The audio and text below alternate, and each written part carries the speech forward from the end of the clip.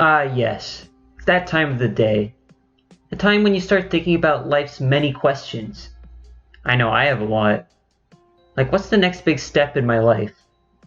What makes me stand out from other people? But then I have my friends asking me the biggest question of them all.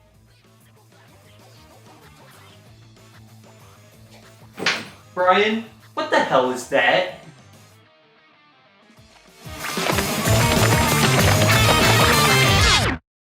We all have that favorite game that we like to play. That one game that we spend our free time on. And no matter how many hours we put our time into it, we never grow tired of it. I could be a very simple lad.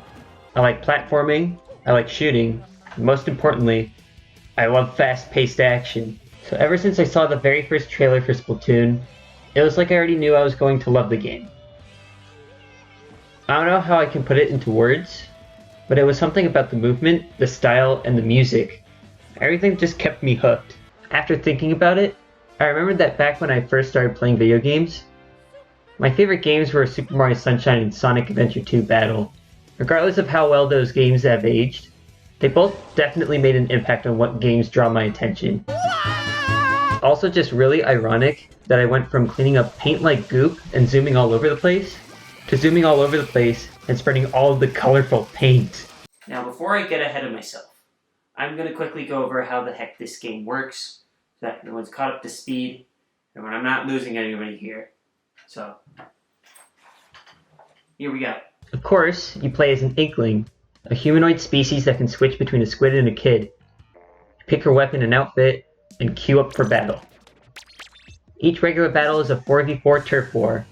All you have to do is ink the floor with your team's color, and the team with the most turf inked in the end is the winner. You can swim in your team's ink in squid form, which lets you get around faster and refill your ammo faster, but you can't shoot. Touching the other team's ink is not a good idea. It hurts a little bit, and you move so dang slow. It really adds a dynamic to each battle that no other shooter has. Battlefield is constantly changing because of how much ink is flying everywhere.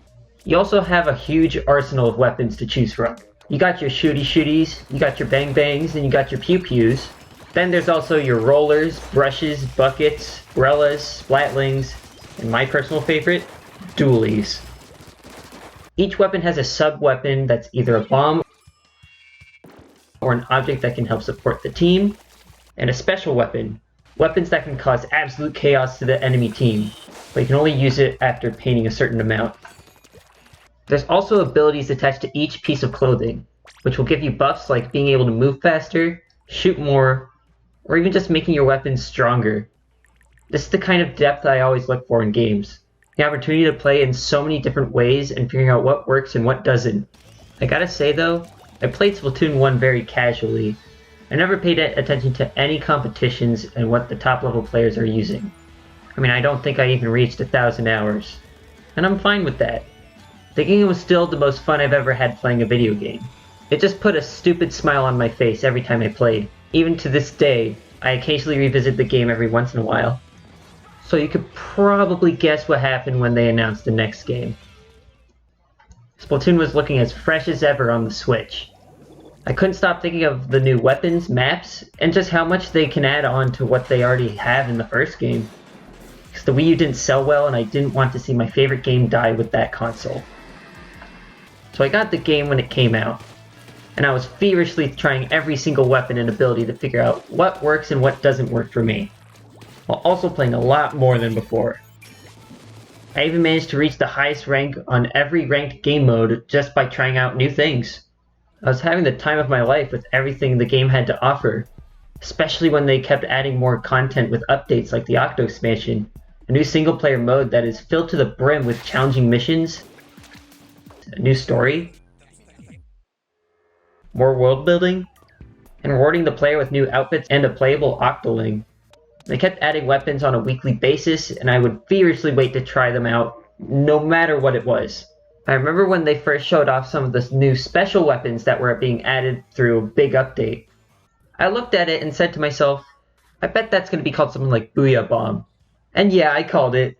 I would keep playing day in and day out, leveling up outfits, creating new weapons and ability combos for the heck of it. I really didn't care how objectively good or bad it was. The game gives me the option to wear a gas mask with flippers and use a freaking bathtub. I'm gonna do it, damn it. I may look stupid, sure, but being stupid is funny. The game overall shaped who I am as a person.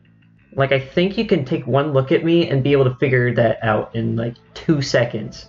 I know my friends at my college campus caught on pretty quick. Before any of you leave, I need to ask you all a question. Let's What pretend is like I didn't remember him. the first thing you think of when you think of me?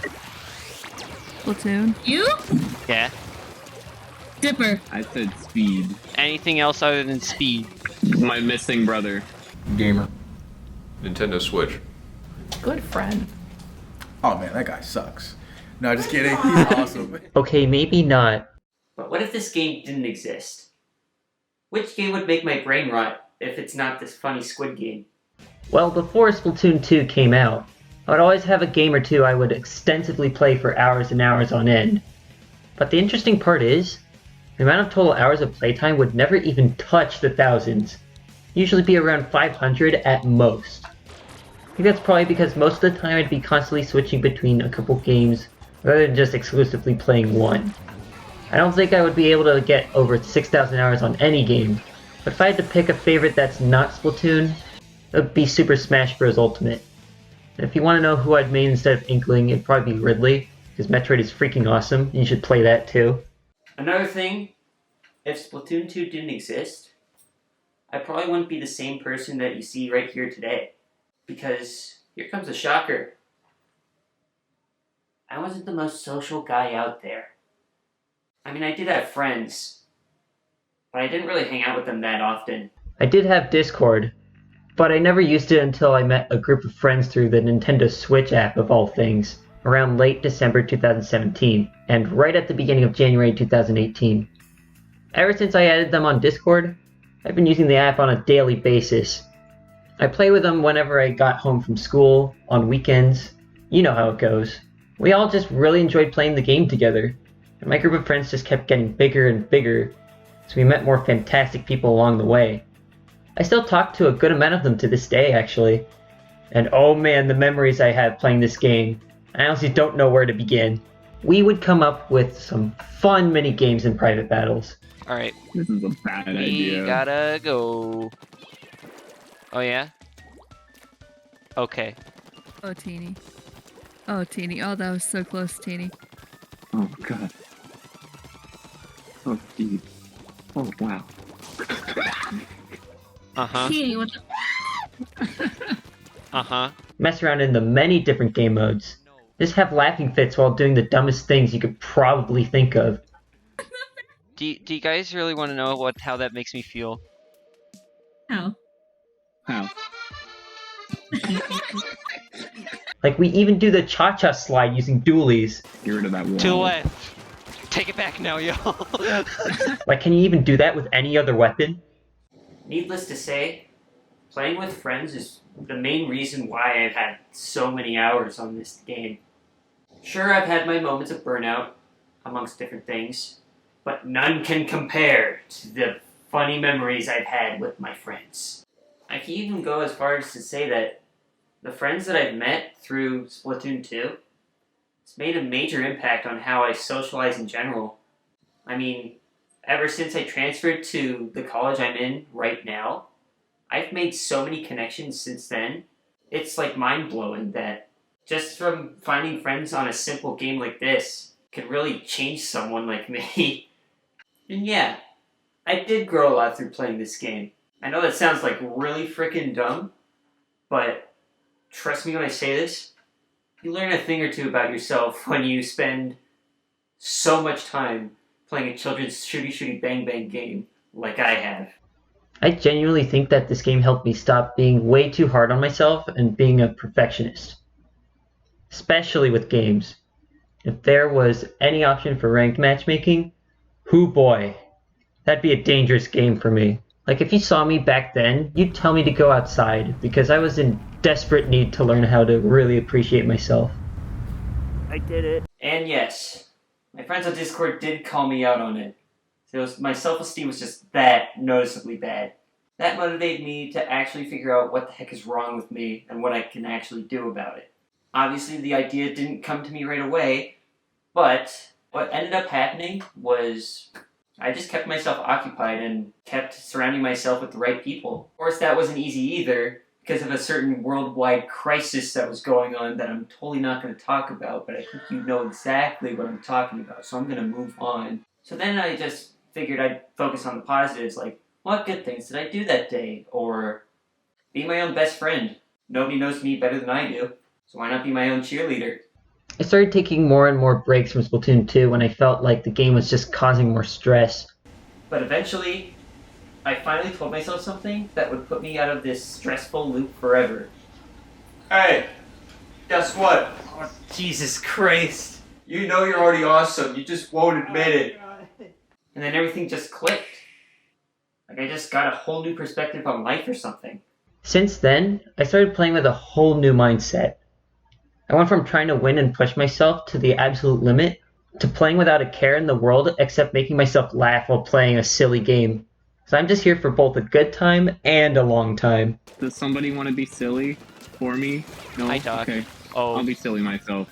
It was a chip. So where do I go from here? I mean, I've spent so much time on this game. It's like I pretty much run this game dry of everything. So now that Splatoon 3 is on its way, I'm going nuts over whatever this new game has to offer, because all of it is making me go insane. I can hardly sleep at night thinking about it sometimes, because it just looks so damn promising. It's been 5 years since the new Splatoon games came out. Splatoon 1 and 2 released only like 2 years apart. That's only because the Wii U is a stinky console, nobody cared about it. Either way, it's been a good while since Splatoon has given me a whole new, fresh experience. I can't wait to figure out what new faces I'll meet along the way, and what kind of crazy new adventures I'll go on. Until then, I'll stick to my guns and keep moving forward. It's only going to get better from here.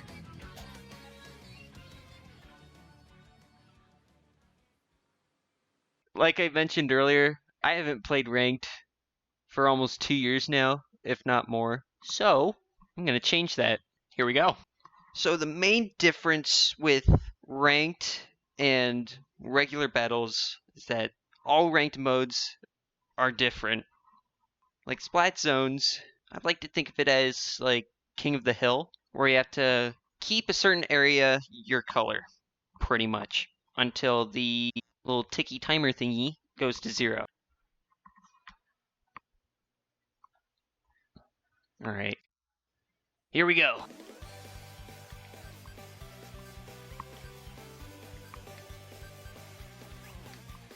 Get out of here. Oh, there's the roller. Oh, shoot. Get out of here.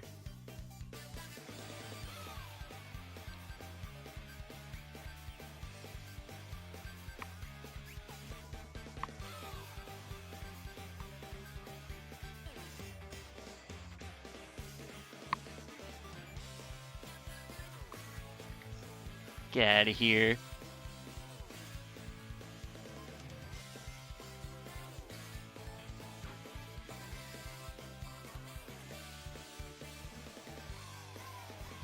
Aw, someone's not happy.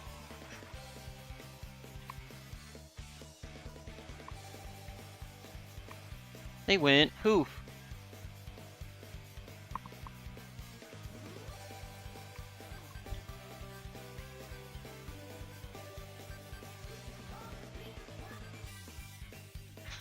Not bad. You know what? Maybe I'll do one more.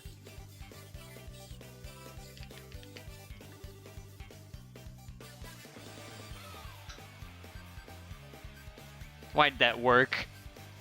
Why did that work?